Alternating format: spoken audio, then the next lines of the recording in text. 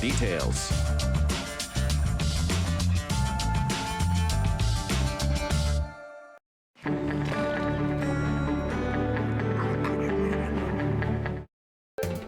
Call the Rogers TV viewer response line, email us, or connect with us on social media.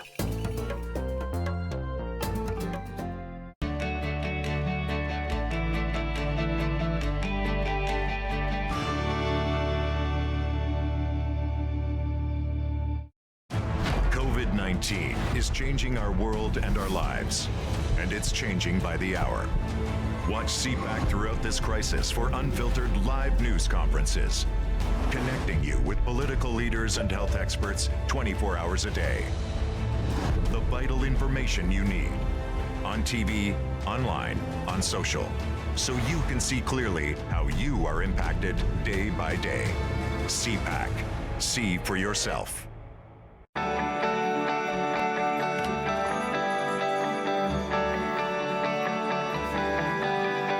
This is Rogers TV.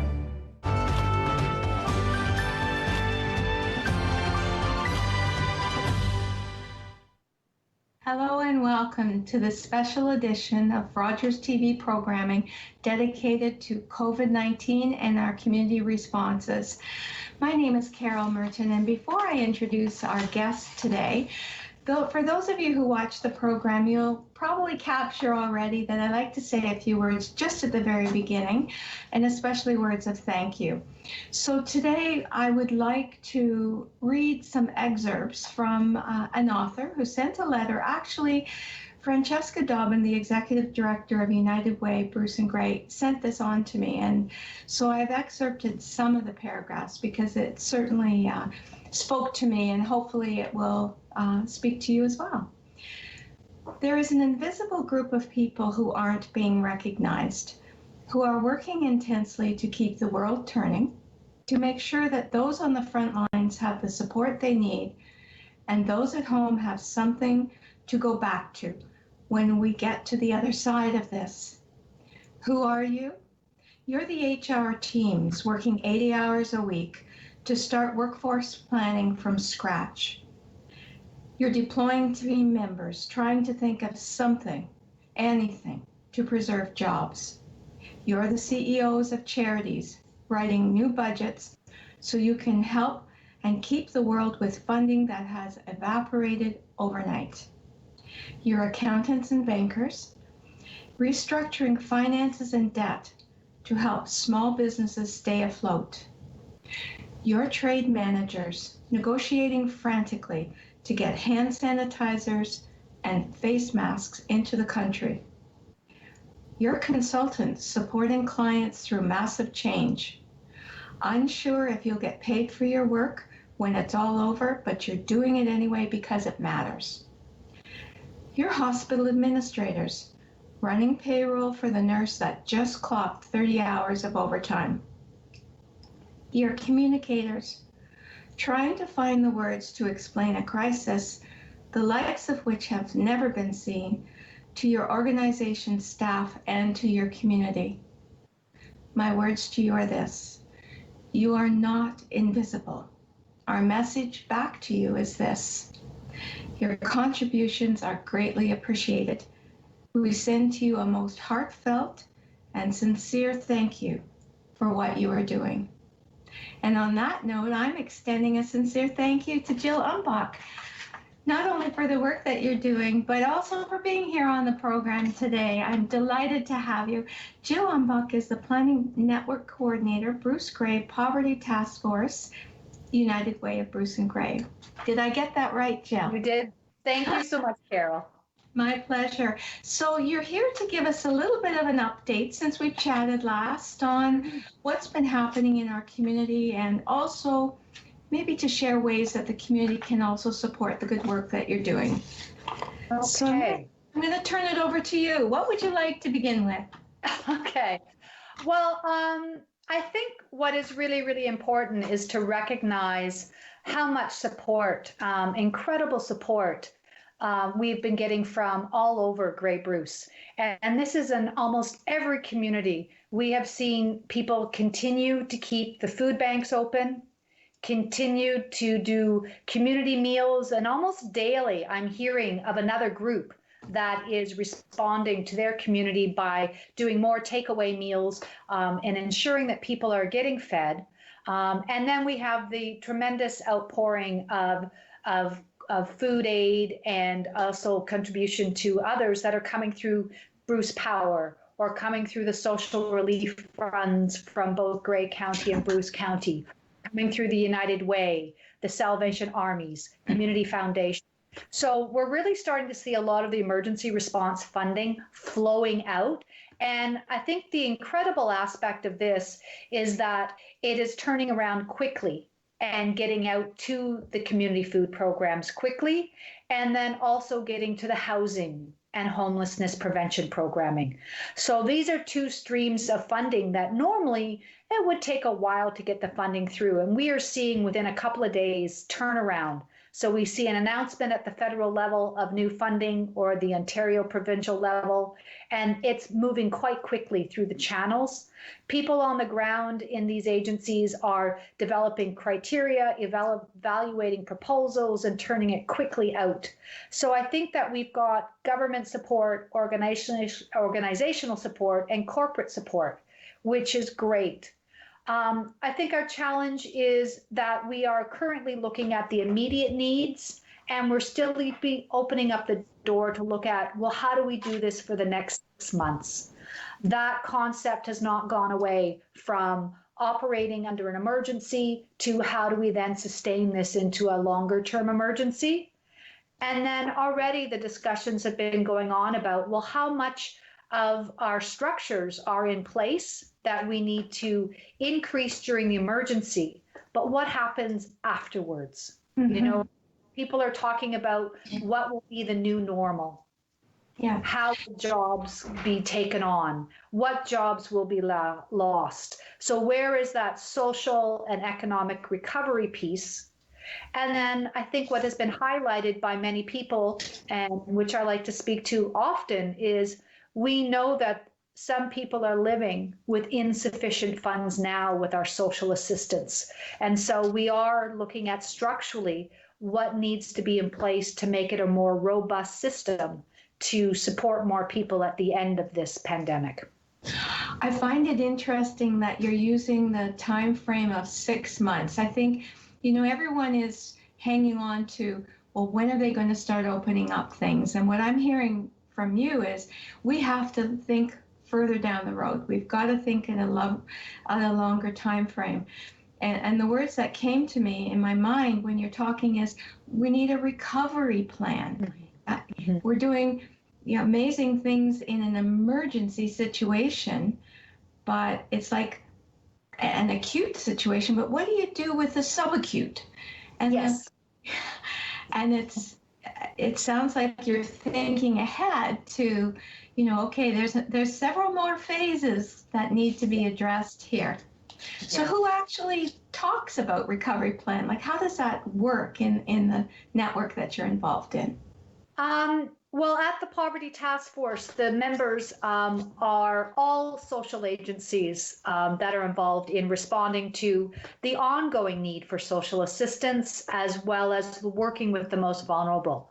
So we do know that we talk about it daily in the sense that we may get a case that calls into the United Way of a senior in an isolated situation, and they can't get food to themselves, like they can't get food. So they're out in the countryside or they're in a smaller place where they just don't have access. So making the connections with ongoing services is really critical.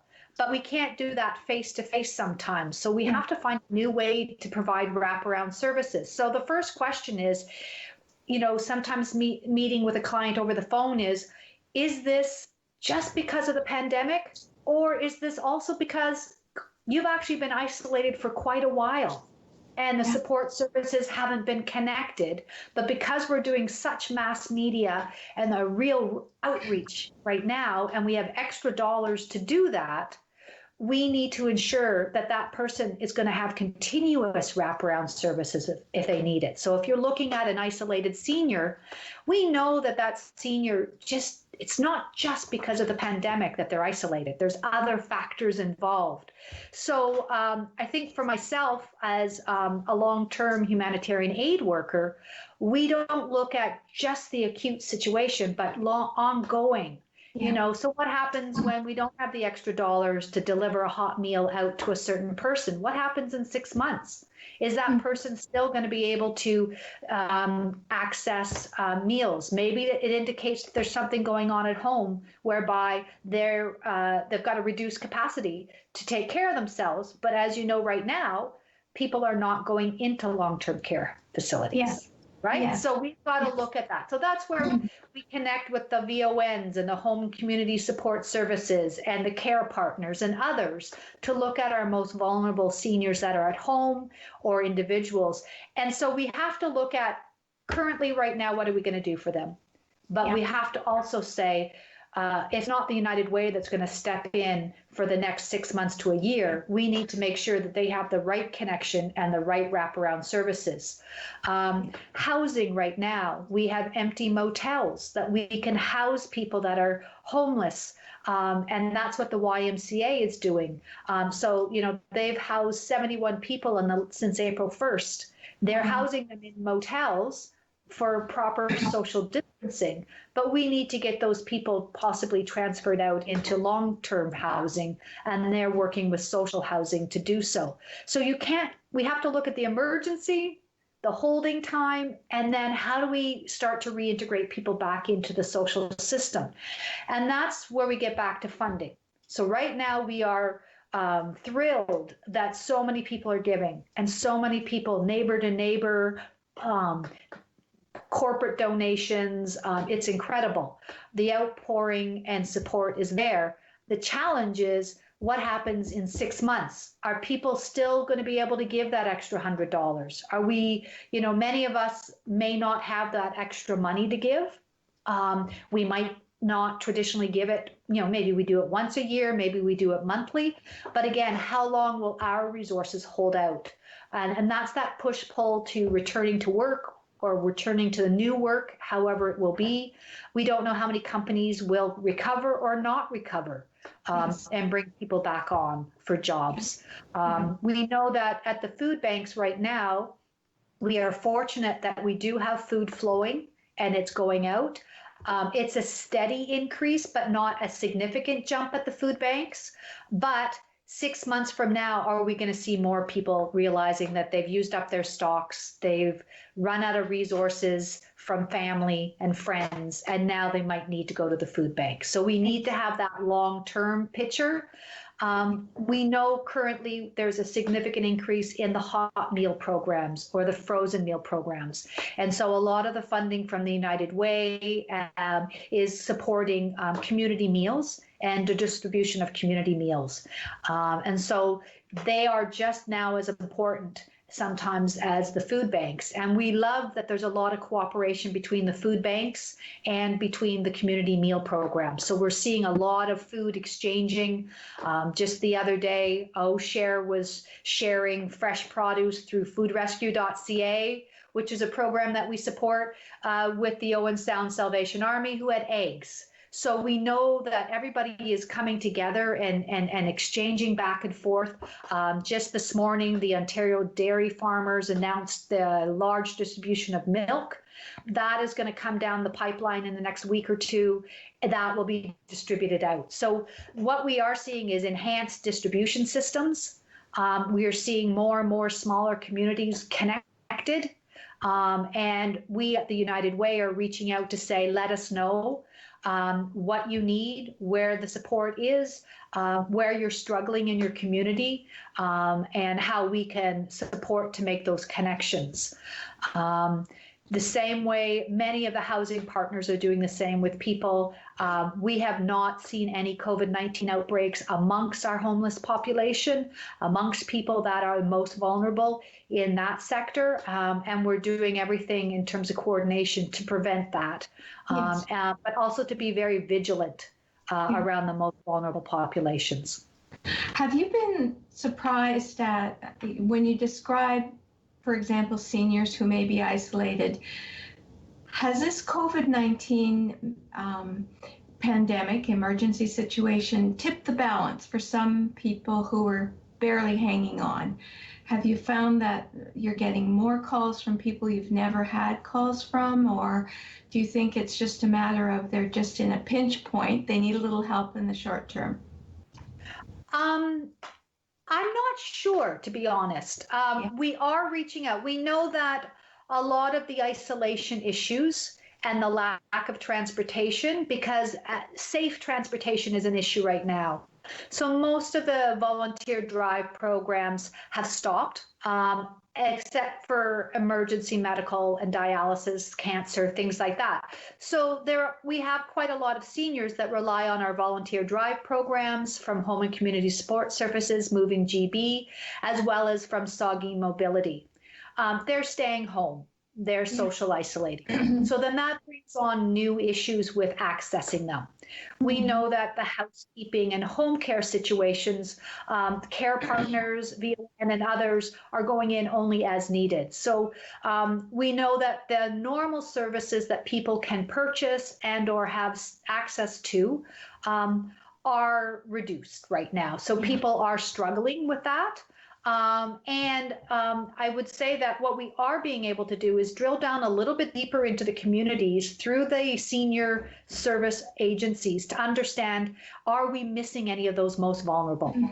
And so we're doing that. We're also doing that with some children's programming as well. We're working on some distribution with the children's nutrition school programming and accessing those families that will need some extra support. We know that at this stage, people have used up a lot of their food cupboards. And so we're now at the point of having to get new food and new services. We're expecting at the United Way our backpack program to double this year, and anticipating how we're going to prepare kids to return to school in September, if that's possible.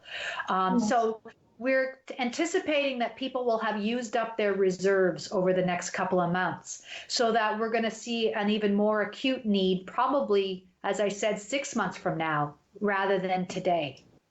Yes.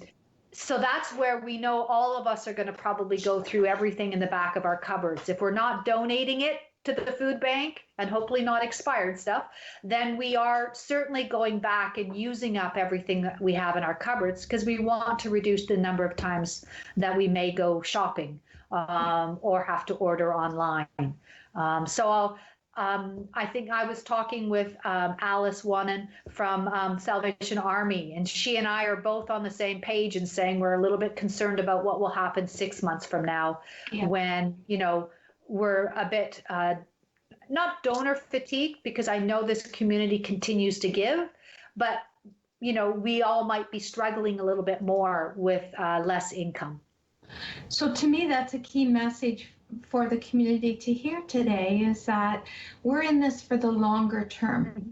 We're in this, and be prepared that even if we start to loosen some of the restrictions, that need for food security and housing security isn't automatically lifted just because you can go and do things. That need is going to persist. And I think that's important for people to be aware that, yes, your donations are important, and the sustainability of those donations, it needs to continue. And I find that helpful, and especially your reference to about 6 months, because we don't know what's going to open or not open. We just don't. Yeah. I wonder if I have been reading the information that you've been sending me, and you talk about the changing role of the poverty roundtables. So I'm wondering if you can speak to that. And also, you had sent me some information about communicating and community engagement with those marginalized populations. So I wonder if you mind speaking a bit about those issues. Okay. So first of all, Carol is referring to community updates that the Poverty Task Force puts out.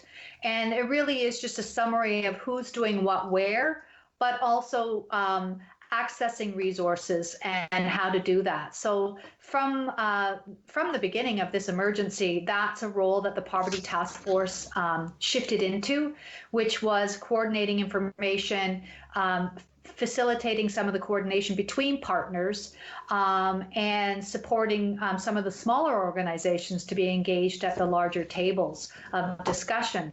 So we have created even some information. So on our Poverty Task Force .com page, we went with some COVID-19 community resources.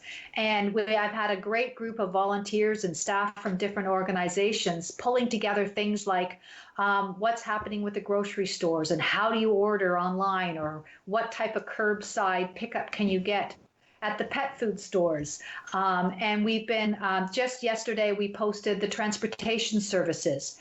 And we've been connecting out and creating these lists. We're also talking to each of the programs and saying, so what's happening with you? How have you adapted from full service to COVID-19 services? Yeah. So some of the transportation organizations have had to reduce their drives.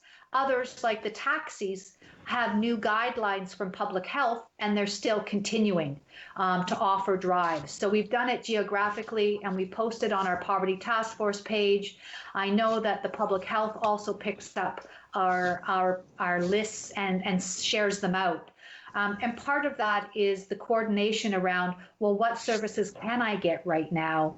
And even for social agencies, if we're housing people out in Chatsworth at a motel, how are we getting hot meal programs to them? So that's a lot of what the work we're doing now. We're still actually in the same sectors of focus: food security, income security, employment security, transportation, housing, and health equity. So our sector of focus remains the same. We're just having to do it under COVID-19 situation. And at the same time, we've actually got a little bit more money to be able to reach more people. So yeah. I love the fact that we can actually create some more creative, if you will, partnerships that, due to a lack of funding, we haven't been able to do. And so we know that it's short term.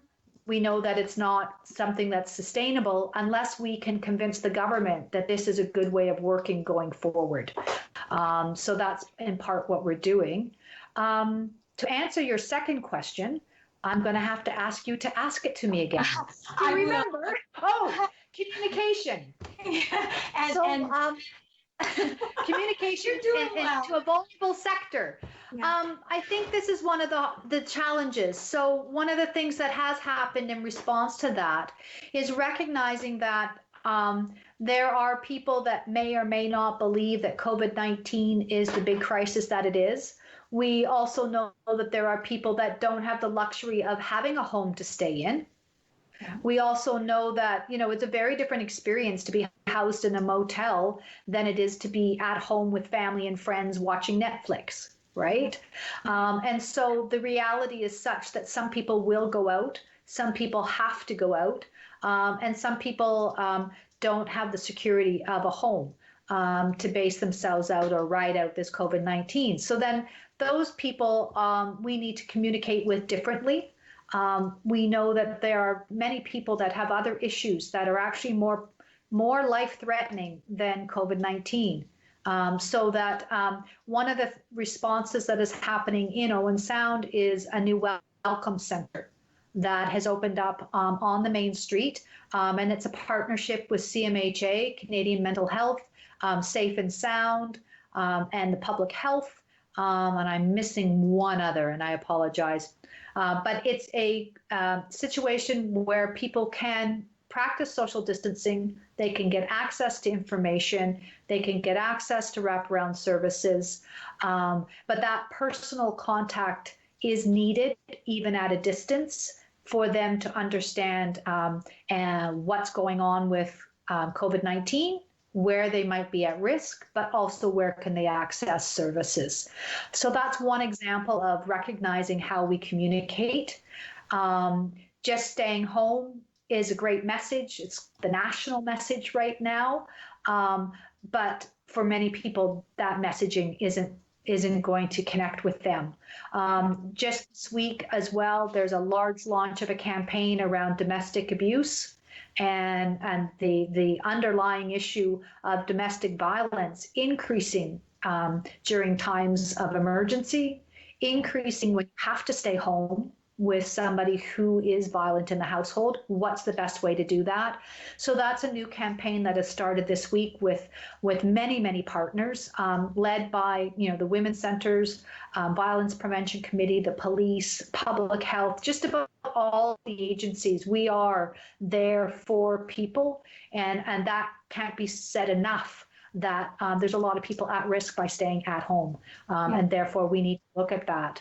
Our women's centers have to stay at a 50% capacity, so we have to look at other ways to house people safely if they are fleeing from violence. Yeah, and that's really helpful, to recognize that, there's different groups that need a focus that's slightly different and an approach that's slightly different.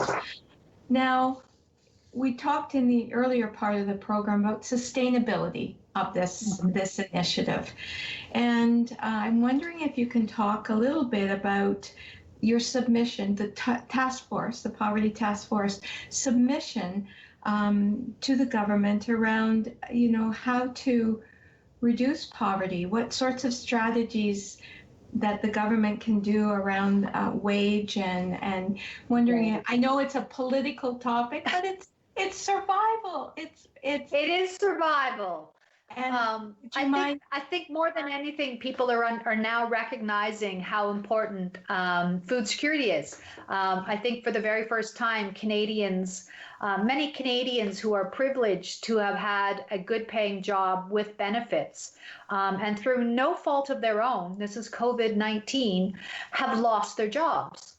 So it's not based on your personal job performance. It's not based on, any of the factors that are usually individual performance-based factors. It's a larger catastrophe that is impacting your ability to maintain your job. And the country is asking everybody to stay home. And so if you've been fortunate enough to be able to work from home and keep your job and keep your benefits and have a regular salary, that's great.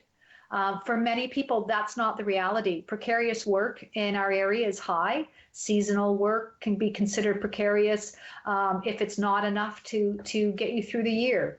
And so there's many, many jobs, including personal support workers and the health industry, where they're not paid a living wage. So one of the recommendations that we have is that people earn a living wage. And the living wage is based on the cost of living factors in the area that you live in. And so it fluctuates and is different throughout Ontario. But it is something which is the minimal that we feel that people can live in dignity and be part of the social fabric, interact socially as well, with a living wage. So that's something we have recommended in our submission to the Ontario Poverty Reduction Strategy.